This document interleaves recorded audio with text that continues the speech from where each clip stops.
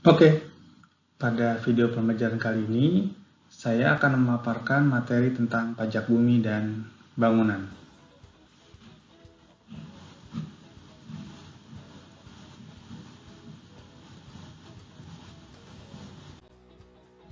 Pertama-tama,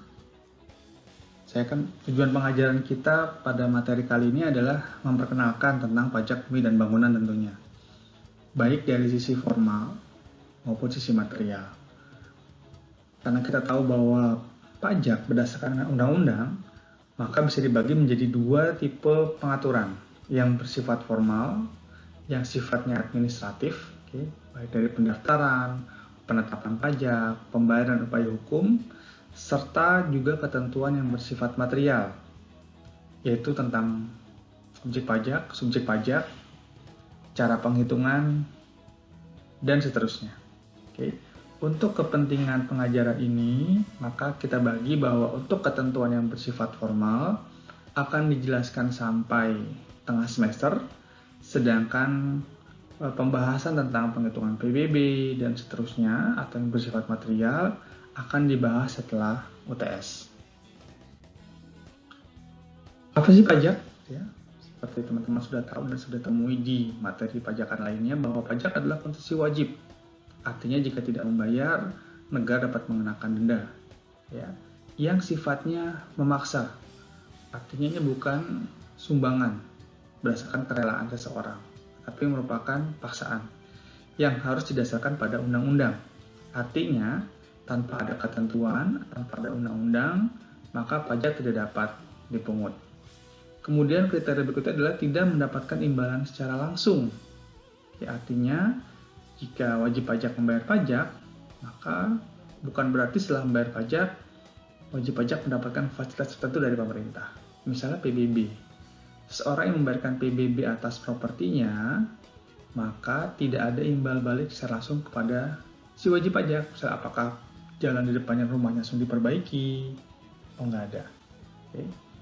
Nanti uangnya akan masuk ke kas negara, kemudian didistribusikan sesuai dengan kebijakan pemerintah.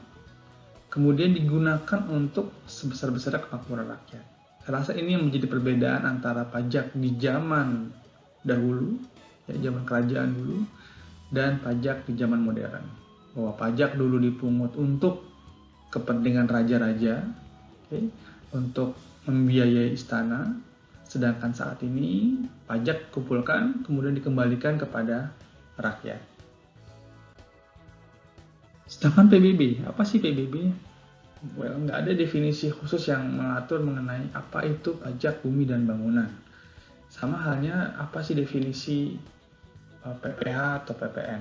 Kita ambil singkat bahwa ya PBB ini adalah pajak yang dipungut atas kepemilikan berupa bumi dan atau bangunan. Jadi atas kepemilikan tersebut maka dikenakan pajak. Nah, pajak sendiri banyak diklasifikasikan, baik berdasarkan golongan, bisa berdasarkan wewenang pemajakannya atau berdasarkan sifat, Sedangkan PBB sendiri masuk kategori pajak pusat dan juga pajak daerah. Istimewanya PBB di situ. Jadi baik pajak pusat maupun pajak daerah, Karena PBB nanti akan kita bahas di slide berikutnya, juga merupakan wewenang pemerintah pusat Indonesia, juga merupakan wewenang pemerintah daerah. Jadi sebagian PBB dikelola oleh pemerintah pusat, sedangkan sebagian dari PBB dikelola oleh pemerintah daerah.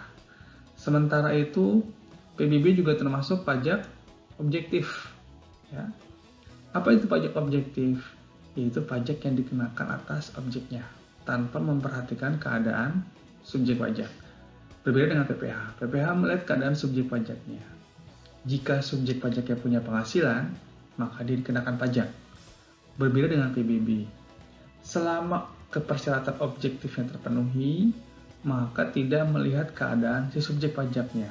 Kita sering menjadi dilema. Misalnya jika ada seorang pensiunan atau veteran yang masih memiliki rumah mewah atau pengangguran yang ternyata mewarisi rumah yang sangat mewah, maka kita tidak melihat bagaimana keadaan subjek pajaknya. Jika sudah ada objek pajaknya, maka dia akan dikenakan pajak. Berikutnya, pembagian sistem pemungutan. Kita kenal bahwa untuk sistem pemungutan ada 3 di negara kita yang dianut. Ada yang bersifat official assessment system, ada self-assessment system, dan withholding system. PBB masuk kategori yang mana? PBB hingga saat ini masih menganut official assessment system. Masih menganut official assessment system, yang artinya bahwa pajak yang terutang ditetapkan oleh fiskus atau oleh pegawai pajak. Jadi wajib pajak hanya menerima hasilnya saja. Ketika wajib pajak diberikan ketetapan pajak, maka wajib pajak tidak memperhitungkan berapa nilai rumahnya, berapa nilai propertinya, tapi langsung nerima aja. Oke, pajak yang harus dibayar misalnya sebesar 10 juta. Ini tentunya berbeda dengan pajak penghasilan, di mana wajib pajak bisa memperhitungkan berapa penghasilan dia selama setahun, berapa biaya yang sudah dikeluarkan, kemudian berapa penghasilan bersihnya, yang kemudian menjadi dasar untuk penghitungan pajak penghasilan. Berbeda dengan PBB. PBB masuk kategori Official Assessment System, artinya wajib pajak sifatnya pasif, dia hanya menerima ketetapan atau menerima nilai yang sudah ditetapkan oleh si pegawai pajak.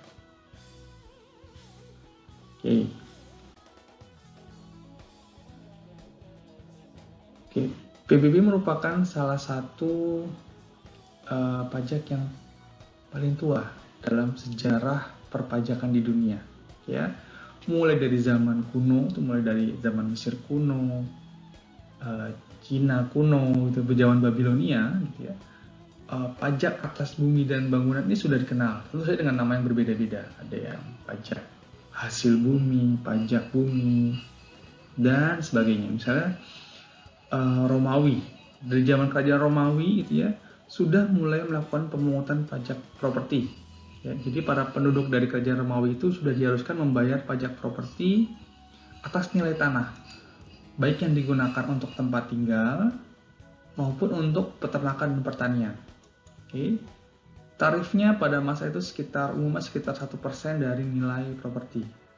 Namun tarif tersebut bisa aja bertambah seandainya kerajaan dalam keadaan berperang dan membutuhkan tambahan finansial.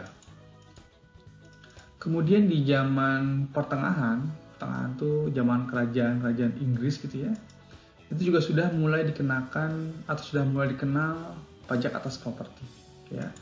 Di Inggris itu dikenal dengan nama poll taxes. Jadi semua pemilik rumah di setiap pemilik rumah, orang dewasa tentunya, dianggap bahwa kepemilikan mereka atas rumah itu hanya minjam dari raja atau landlord. Biasanya kalau kita nonton di film-film zaman kerajaan, maka ada landlord. Maka seakan-akan si pemilik rumah atau pemilik tanah atau orang yang menempati tanah tersebut hanya nyewa sama si landlord atau kerajaan. Oleh karena itu, mereka diharuskan membayar sejumlah uang sebagai sewa atas tanah yang dimiliki oleh raja. Itu contoh di internasional ya. Lalu bagaimana dengan di Indonesia? Di Indonesia sendiri PBB sudah dikenal di zaman Belanda, bahkan di zaman Belanda dikenakan atas hasil pertanian. Sedangkan ketika masuk para bangsa Inggris, Sir Stamford Raffles juga sudah mengenakan land rent. Jadi dia persis seperti apa yang diterapkan di Inggris. Jadi seakan-akan penduduk kita nyewa ke Raja Inggris. Dan tarifnya cukup tinggi, itu dari 20% sampai 50% dari hasil pertanian di Indonesia. Itu ketika zaman penjajahan. Setelah zaman kemerdekaan, pajak properti ini sangat dinamis namanya, Awalnya dari pajak bumi, kemudian ada pajak pendapatan, berganti lagi jadi pajak hasil bumi, kemudian ada dikenal dengan IPEDA atau Iuran Pembangunan Daerah, ya. Baru setelah Undang-Undang PBB disahkan, maka namanya berubah menjadi Pajak Bumi dan Bangunan di tahun 1984 sampai di Undang-Undang tahun 12 tahun 1984. Oke, dan sampai sekarang masih kita kenal menjadi PBB. Oke, selanjutnya.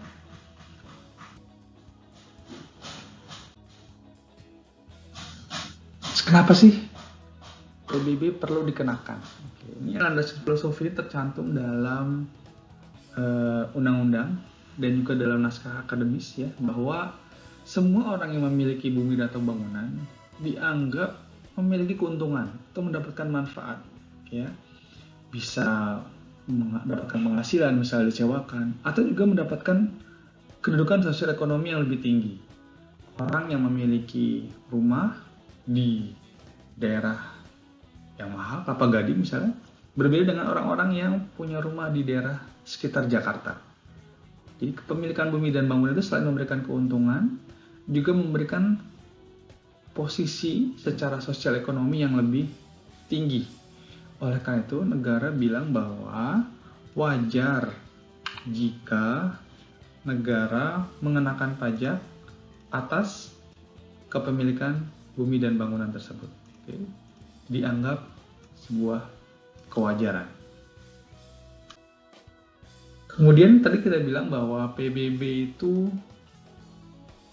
ada yang pajak daerah, ada yang pajak pusat. Oke. Ketika Undang-Undang PBB nomor 12 tahun 1984 disahkan, seluruh pajak bumi dan bangunan diadministrasikan oleh pemerintah pusat. Oke. Baik PBB yang berupa rumah, tanah kosong, termasuk juga PBB atas kebun, hutan, dan yang lainnya. Oke.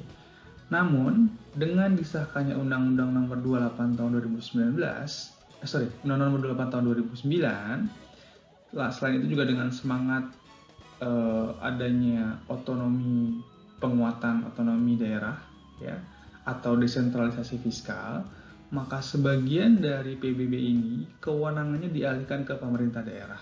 Oke. Berdasarkan undang-undang tersebut, maka yang beralih adalah PBB pedesaan dan perkotaan. Lebih lengkapnya, di Undang-Undang 28 disebutkan bahwa objek pajak pedesaan dan perkotaan, maka atau objek PBB semuanya menjadi kewenangan pemerintah daerah, kecuali kawasan yang digunakan untuk perkebunan, perhutanan, dan pertambangan. Artinya, seakan-akan di undang tersebut bilang bahwa sebenarnya objek PBB itu harusnya dikelola pemerintah daerah. Sisanya, yaitu sisanya, masih dikelola pemerintah pusat.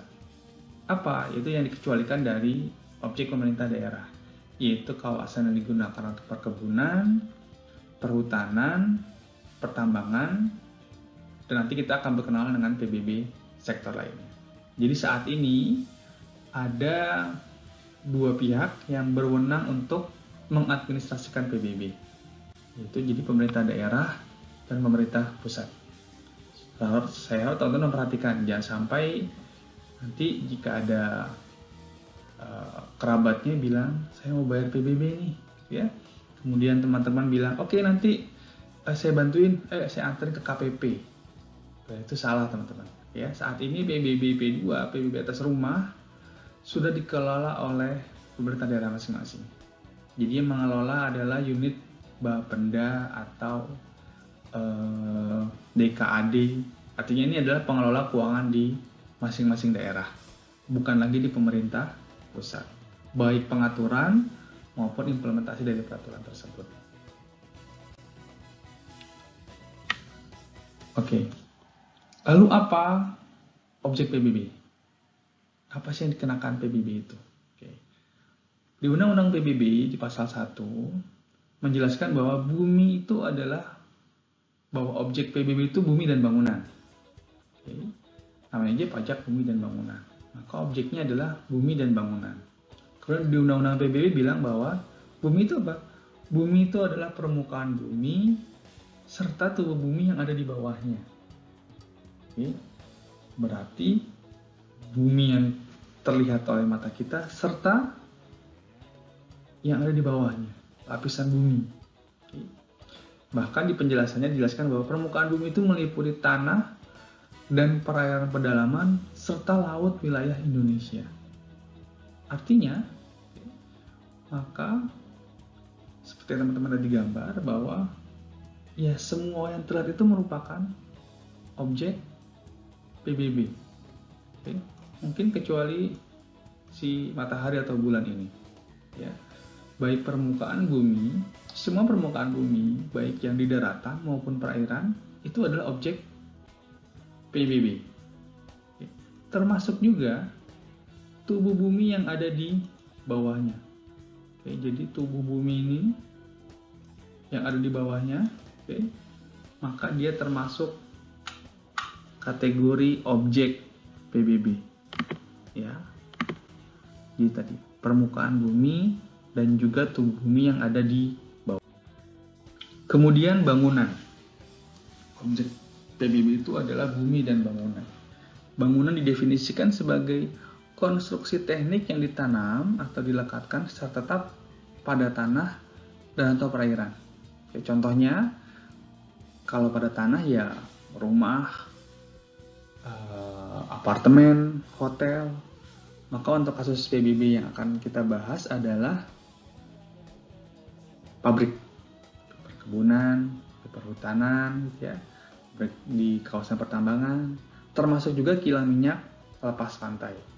Karena definisi bangunan adalah yang dilekatkan baik di tanah maupun di perairan. Oke. Itu termasuk juga nih kilang minyak lepas pantai atau objek PBB juga tuh. Oke. Nah, yang menjadi fokus bahasan di materi kita kali ini adalah tentu saja PBB yang dikelola oleh pemerintah pusat. Dulu sebelumnya dikenal nama PBB P3L. Cuma dengan berlakunya PMK nomor 186 tahun 2019, maka teman-teman di Direktorat Jenderal Pajak, lebih tepat lagi sebenarnya teman-teman di Peraturan Perpajakan 1 di Direktorat Jenderal Pajak, lebih senang menyebut dengan PBB P5L sekarang. Ya. Ada PBB perkebunan, perhutanan, pertambangan minyak dan gas bumi, kemudian ada pertambangan untuk pengusahaan panas bumi, kemudian ada pertambangan mineral atau batu bara, dan satu lagi yaitu PBB atas sektor lainnya. Kita coba kenalan ya. Meskipun ini hanya kulitnya saja, setelah teman-teman tahu nih PBB seperti apa sih kita bicarakan. Yang jelas materi kali ini sampai nanti TS dan UAS tidak menyinggung PBB yang dikelola oleh pemerintah daerah. Yang menjadi fokus adalah PBB yang dikelola oleh pemerintah pusat. Oke. Yang pertama adalah PBB perkebunan. Oke. Tentu saja PBB yang dimaksud di PBB perkebunan ini adalah perkebunan yang sudah memiliki izin dari Kementerian Pertanian. Jadi kalau ada kebun di depan rumah, gitu ya, ada kebun di sekitar komplek teman-teman, gitu ya, itu bukan termasuk PBB yang dikelola pemerintah. PBB perkebunan ini adalah PBB perkebunan yang sudah mendapatkan izin usaha perkebunan namanya, dari Kementerian Pertanian. Jadi saat ini di JP kita masih menginduk atau mengikuti peraturan di bidang perkebunan yang dikeluarkan oleh Kementerian yang bertanggung jawab terhadap perkebunan. Dalam hal ini adalah Direktorat Jenderal Perkebunan yang merupakan instansi di Kementerian Pertanian. Kemudian ada lagi PBB untuk perhutanan. PBB perhutanan ini dibagi dua, ada hutan tanaman industri dan ada hutan alam. Oke. Perbedaannya apa nih? Sama-sama hutan. Oke. Perbedaannya hanya bahwa hutan tanaman industri itu adalah hutan yang sebenarnya sudah diperoleh, namun si perusahaan harus menanam dulu tanamannya. Jadi ketika mendapatkan izin untuk mengelola hutan, maka sebenarnya lahan yang dia miliki, lahan hutan dimiliki itu belum ada tegakannya. Kita bilang pohon-pohon itu tegakan ya, bahasa di kehutanannya. Ya. bahwa ketika dia mendapatkan izin, maka dia masih bertugas untuk menanam dulu si tanaman-tanaman pohonnya. Berbeda dengan hutan alam. Hutan alam itu adalah hutan yang ketika sebuah perusahaan atau subjek pajak mendapatkan izin, maka dalam hutan tersebut sudah terdapat berbagai pohon-pohon. Mereka tinggal mengekstrak aja, tinggal menebang saja, tinggal panen aja. Jadi berbeda hutan tanaman dengan hutan alam hanya bahwa di keadaan awalnya hutan tanaman industri itu mewajibkan perusahaan untuk menanam terlebih dahulu, sedangkan pada hutan alam tegakannya sudah ada, tinggal dipanen aja. Perbedaannya itu. Kemudian selanjutnya ada juga PBB pertambangan. Nah, ada 4 jenis tambang yang diatur oleh peraturan PBB, yaitu PBB minyak bumi. Selain itu juga ada pertambangan gas bumi. Peraturan yang mengatur tentang minyak bumi dan gas bumi ini sangat mirip, ya, bukan sangat ya, mirip, sama. Maka kedepannya kita akan sering sebut dengan namanya pertambangan migas, karena pengaturan tentang objek pajak, tarif, kemudian NJOP yang telah ditetapkan oleh DJP itu sama. Jadi kedepannya mungkin akan kita sebut pertambangan migas, karena pertambangan minyak bumi dan pertambangan gas bumi semua pengaturannya biasa diatur di satu peraturan yang sama. Kemudian ada juga pertambangan panas bumi. Sebenarnya kurang tepat kalau kita bilang pertambangan panas bumi, karena Kementerian Energi dan Sumber Daya Mineral sendiri mengkategorikan panas bumi ini bukan sebagai pertambangan, tapi istilahnya adalah pengusahaan panas bumi. Karena sebenarnya tidak ada sumber daya yang benar-benar diambil dari bumi, karena hanya mengambil panasnya aja. Artinya tidak ada material yang diambil dari bumi, makanya tidak masuk kategori pertambangan. Makanya kalau teman-teman lihat di PMK 186 tahun 2019, istilahnya adalah pertambangan untuk pengusahaan panas bumi. Jadi ini merupakan istilah baru. Di peraturan sebelumnya, di PMK sebelumnya, itu menggunakan istilah pertambangan panas bumi. Namun di PMK yang baru, di PMK 186 tahun 2019, sudah mengikuti nomenklatur atau istilah yang digunakan di Kementerian ESDM. Jadi pertambangan untuk pengusahaan panas bumi. Berikutnya adalah pertambangan mineral atau batu bara. Jadi bisa pertambangan mineral itu bisa nikel, bisa tembaga, bisa macam-macam, masuk kategori mineral dan batu bara tentunya. Berikutnya adalah PBB sektor lainnya. Ini adalah PBB yang sangat unik, bisa saya bilang sangat unik karena PBB sektor lainnya dibentuk untuk memberikan keadilan bagi semua objek pajak. Seperti kita bahas di awal-awal pertemuan bahwa ya objek PBB itu adalah bumi, di mana bumi termasuk permukaan bumi di daratan maupun juga di perairan. Nah, masalahnya adalah ketika PBB P2 sudah dialihkan ke pemerintah daerah, maka yang mengelola adalah pemerintah kabupaten kota. Nah, wilayah administratif pemerintah kabupaten kota itu adalah di daratan, dan hanya sebagian kecil di lautan. Lalu bagaimana dengan objek PBB yang ada di perairan, ada di laut? Siapa yang mengadministrasikan? Karena Pemda atau pemerintah daerah, dalam hal ini adalah pemerintah kabupaten atau pemerintah kota, mereka tidak mempunyai hak atau tidak mempunyai wewenang administrasi untuk mengelola PBB di luar wilayah daratan. Oleh karena itu, penggunaan atau perolehan manfaat atas bumi berupa perairan dikelola oleh pemerintah pusat. Saat ini, pemerintah mengklasifikasikan atau sudah mengidentifikasikan ada kegiatan perikanan, kemudian ada juga kegiatan penggunaan laut untuk infrastruktur jaringan pipa dan jaringan kabel. Selain itu juga ada ruas tol di atas jalan laut. Contohnya ini ada jembatan Suramadu, oke ya. Kita lihat bahwa sampai di titik ini, nah ini merupakan yang daratan merupakan wilayah PBB P2 yang dikelola pemerintah kabupaten kota. Namun bagaimana dengan sepanjang penggunaan sepanjang ini? Ya. Nah, penggunaan wilayah kawasan ini tidak ada yang mengadministrasikan. Maka wilayah jalan tol di atas laut inilah yang menjadi objek PBB sektor lainnya. Kemudian ada juga pengaturan baru yaitu mengenai fasilitas penyimpanan minyak dan gas bumi yang ada di lautan. Contohnya adalah ini. Ya. Ini adalah FSRU atau Floating Storage and Regasification Unit. Nanti kita akan berkenalan lebih lanjut tentang barang ini atau objek ini nanti di pertemuan mungkin setelah UTS. Ya. Jadi ada kapal ya yang ditambatkan di lautan, ya, namun dia menetap di sana. Ada jangka waktunya, bisa 3 tahun, bisa 5 tahun. Ya. Yang tugasnya adalah menampung hasil minyak bumi atau gas bumi yang sudah ditambang di daratan. Kemudian ditaruh di FSRU itu. Atau kemudian sebagian juga bisa mengolah hasil tambang tersebut menjadi minyak siap pakai. Kontroversi, tapi sudah ditetapkan.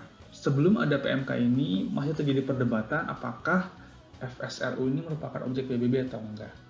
Dengan ditetapkannya PMK 186, sudah jelas bahwa berdasarkan PMK tersebut, maka fasilitas penyimpanan di laut ini merupakan objek pajak PBB. Meskipun tadi kita bilang bahwa semua bumi itu ya, baik yang kita lihat, yang permukaan, maupun tubuh bumi, maupun laut, itu semua adalah objek pajak, namun ada objek yang tidak dikenakan PBB. Oke. Ada objek pajak yang tidak dikenakan PBB. Ini diatur di pasal 3 ayat 1 Undang-Undang PBB. Ini berlaku baik untuk PBB P2 maupun PBB P5L. Yang pertama adalah objek yang digunakan semata-mata untuk melayani kepentingan umum di bidang ibadah, sosial, kesehatan, pendidikan, dan kebudayaan nasional yang tidak dimaksudkan untuk memperoleh keuntungan. Artinya apa? Non-profit. Mereka lembaga yang memang hanya untuk menyediakan pendidikan aja, atau rumah sakit yang memang hanya untuk menyelenggarakan kesehatan di bidang umum aja. Oke. Mohon dibedakan bahwa yang dimasuk kategori yang pertama ini harus yang tidak dimaksudkan untuk memperoleh keuntungan. Kalau di undang-undang diberikan penjelasan bahwa bagaimana cirinya seperti apa, yaitu yang di RAB-nya, yang di konsep pendirian awal objek tersebut memang tidak dimaksudkan untuk mencari keuntungan. Kemudian yang kedua adalah objek pajak yang digunakan untuk kuburan, peninggalan purbakala, atau yang sejenis dengan itu. Nah, bedakan dengan yang di atas nih. Kuburan di sini tidak ada kategori atau tidak ada persyaratan, tidak dimaksudkan untuk memperoleh keuntungan. Jadi, baik untuk memperoleh keuntungan atau enggak, yang digunakan untuk kuburan, purbakala, peninggalan purbakala, Candi Borobudur gitu ya, maka dia bukan objek yang dikenakan PBB. Meskipun dia dimaksudkan untuk memperoleh keuntungan. Jadi ada perbedaan persyaratan antara yang nomor 1 dengan yang nomor berikutnya. Kemudian ada lagi yang merupakan hutan lindung, hutan suaka alam, dan seterusnya. Kemudian nomor 4 adalah digunakan oleh perwakilan diplomatik atau konsulat berdasarkan asas perlakuan timbal balik. Maksudnya adalah, ini misalnya adalah gedung-gedung digunakan untuk kedutaan besar. Lalu apa maksudnya asas perlakuan timbal balik atau asas resiprokal ini? Bahwa gedung-gedung tersebut tidak akan dikenakan PBB selama gedung-gedung kita yang ada di negara mereka juga tidak dikenakan PBB. Ini sempat jadi kasus sekitar beberapa tahun yang lalu bahwa ada gedung konsulat kita yang dikenakan property tax di London. Oke, kemudian DJP akhirnya mengeluarkan ketetapan pajak untuk kedutaan negara tersebut yang ada di negara kita. Sempat terjadi perdebatan. Kenapa? Karena kita hanya membebaskan atau kita tidak hanya mengenakan pajak gedung perwakilan diplomatik tersebut selama ada perlakuan yang sama atas kepemilikan properti kita di negara lain. Kemudian digunakan pun yang bukan objek yang merupakan objek yang tidak dikenakan PBB. Berikutnya adalah yang digunakan oleh badan atau perwakilan organisasi yang ditentukan oleh Menteri Keuangan. Artinya sudah dibuat PMK mengenai badan atau perwakilan organisasi mana aja yang tidak dikenakan PBB. Nah, kemudian ada pengaturan juga bahwa objek yang digunakan oleh negara untuk penyelenggaraan pemerintah tidak termasuk objek pajak yang tidak dikenakan PBB. Artinya, objek yang dimaksud di slide ini adalah objek PBB. Ya. Namun, ketentuan pengenaan pajak untuk objek pajak ini harusnya diatur dalam peraturan pemerintah. Namun, sejauh pengetahuan saya, hingga saat ini belum ada peraturan pemerintah khusus yang diatur mengenai masalah ini. Ya. Jadi undang-undang bilang bahwa objek untuk penyelenggaraan pemerintahan akan diatur lebih lanjut dengan menggunakan peraturan pemerintah. Namun hingga saat ini, sejauh pengetahuan saya, belum ada peraturan pemerintah yang mengatur mengenai hal tersebut. Oke. Kemudian subjek PBB, ya, namanya pajak objektif, maka kita bahas objeknya dulu tadi. Ya. Nah, siapa sih subjek PBB? Siapa sih yang dikenakan kewajiban membayar gitu ya? Nah, undang-undang bilang bahwa yang menjadi subjek PBB adalah orang atau badan, jadi bisa orang pribadi secara individu, atau badan, perusahaan, yang secara nyata mempunyai hak atas bumi, memperoleh manfaat atas bumi, dan atau menguasai, memiliki, dan atau memperoleh manfaat atas bangunan. Oke, gampangnya kita bagi di dua kotak ini bahwa untuk bumi, itu jika ada yang mempunyai suatu hak dan atau memperoleh manfaat atas bumi. Oke, maka dia dibilang subjek pajak. Atau yang memiliki bangunan, yang menguasai bangunan, dan atau memperoleh manfaat atas bangunan. Yang dibedakan mungkin hanya bahwa tidak ada pihak yang bisa memiliki atau menguasai bumi. Karena undang-undang kita bilang bahwa bumi, tanah, air, kekayaan alam miliknya dikuasai oleh negara. Oke, tapi negara bisa mempunyai suatu hak atas bumi tersebut. Jadi perbedaan antara penguasaan bumi dan bangunan adalah tidak ada yang memiliki atau menguasai bumi. Hanya punya hak guna untuk menggunakan, hak untuk mengekstraksi, bahkan sekarang rezimnya bukan lagi diberikan hak, tapi diberikan izin untuk mengelola bumi. Jadi subjek PBB adalah orang atau badan yang memenuhi salah satu kriteria ini. Ya. Jadi mereka yang kita bilang sebagai objek pajak adalah orang yang memenuhi salah satu kriteria daripada ini. Ya. Namun jika tiba-tiba subjek pajak atas suatu objek pajak belum dapat diketahui dengan pasti, ya, misalnya ternyata terjadi sengketa nih atas tanah atau atas objek PBB antara nggak ada yang mau mengakui atau ada dua pihak yang sama-sama mengakui objek pajak PBB tersebut, maka DJP dapat menetapkan subjek pajak yang memenuhi kriteria ini. Ya, jadi jika terjadi sengketa atau terjadi kekosongan, tidak ada subjek pajak maupun ada dua subjek pajak yang memperebutkan objek PBB yang sama, maka DJP dapat menunjuk atau menetapkan salah satu subjek pajak sebagai pihak yang bertanggung jawab atas objek pajak PBB tersebut. Oke, jadi di video pertama ini kita berbahas tentang pengenalan PBB. Oke, ya. Apa itu PBB, sejarah PBB, objek PBB secara sekilas, dan subjek PBB. Nanti secara detail mengenai siklus penatausahaan PBB insya Allah akan dibahas di materi berikutnya. Terima kasih.